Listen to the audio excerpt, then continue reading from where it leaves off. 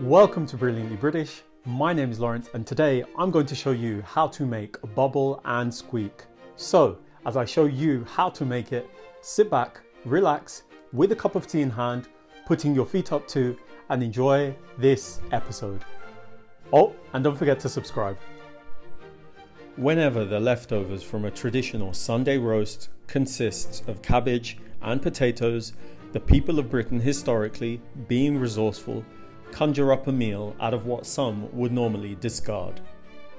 This, my dear viewers, is bubble and squeak, a humble and delicious amalgamation of perhaps yesterday's Sunday roast, named after the sound it makes when cooking in a pan, served for breakfast.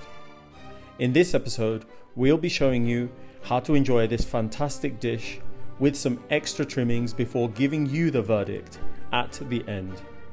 Now, before we start with your interest peaking, allow me to introduce the ingredients to you. For today's Brilliantly British bubble and squeak, you will need some onion, cabbage, an egg, black pudding, potatoes, lard, bacon, some homemade Brilliantly British tomato chutney. If you don't have some in your cupboard or your fridge, then follow the link up there to learn how to make it yourselves at home. And of course, to avoid the occurrence of bland food, you will need some salt and some pepper. That's it for the making of today's bubble and squeak. But, before you get started, before you do anything at all, I'd say, like I always say, switch on your kettle, brew yourself a nice cup of hot tea so that you can sip on that whilst you cook.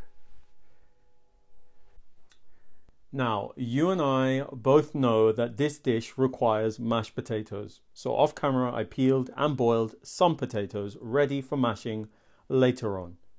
In a pan, you then want to begin to cook your cabbage and onion with a slice of lard, the traditional ingredients.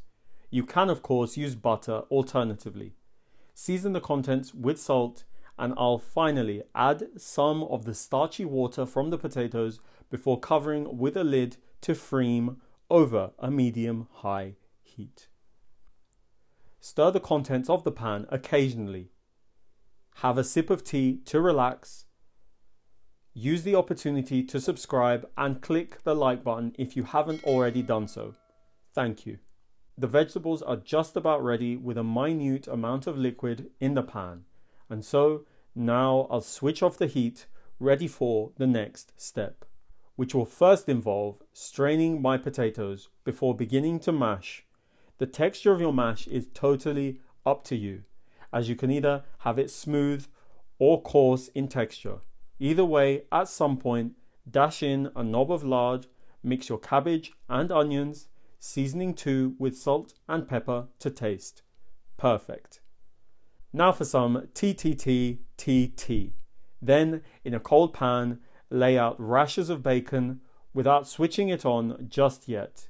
In the adjacent pan, I'll then begin to melt some lard over a medium heat before greasing some pastry rings, which I'll then use to mold and fry my bubble and squeak within. As the bubble and squeak fries, I'll compress and compact the mixture in order to develop a decent crust. Meanwhile, whilst the bubble and squeak fries, take the time to plough through some Brilliantly British content, helping us out by liking and subscribing. Let us know as well if you have any special requests.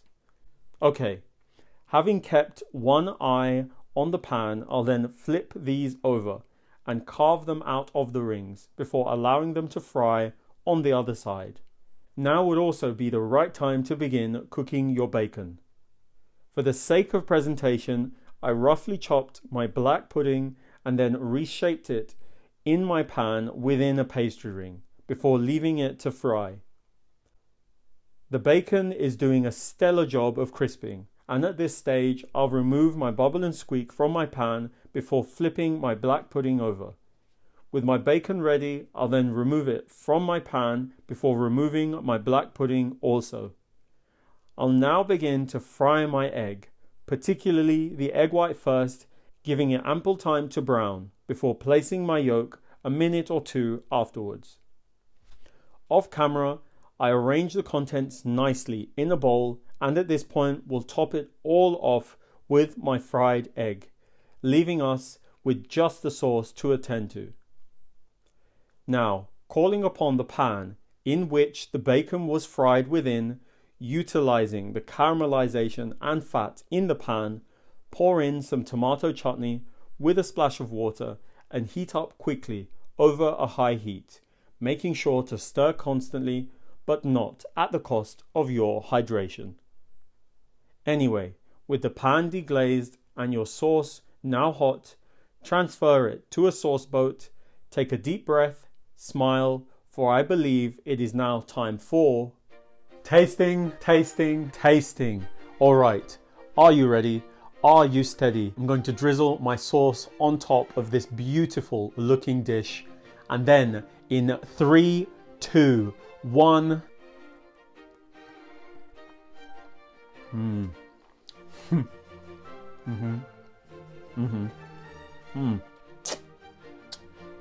All right, look, bacon and tomato are a marriage made in heaven.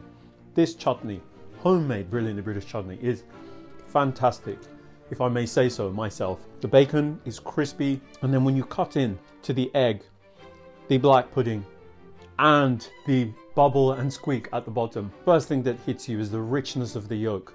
Then you've got the pepperiness from the black pudding, and the bubble and squeak is an amazing addition of texture, really, with the cabbage in there. You've got all of the textures, all of the flavors you want on one plate. And lest I forget, this is Brilliantly British after all, and this is breakfast, so you can cleanse the palate with a beautifully made cup of tea and then start the process all over again.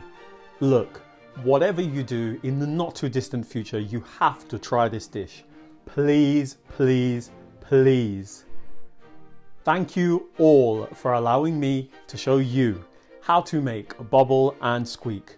Knowing that you loved this episode, don't forget to click on the like button, the subscribe button, and the notification button so that you don't miss any of our new releases. Tell everyone you know about the Brilliantly British food on this channel, and follow us on all of the social media platforms that this channel is on, and I will see you next time.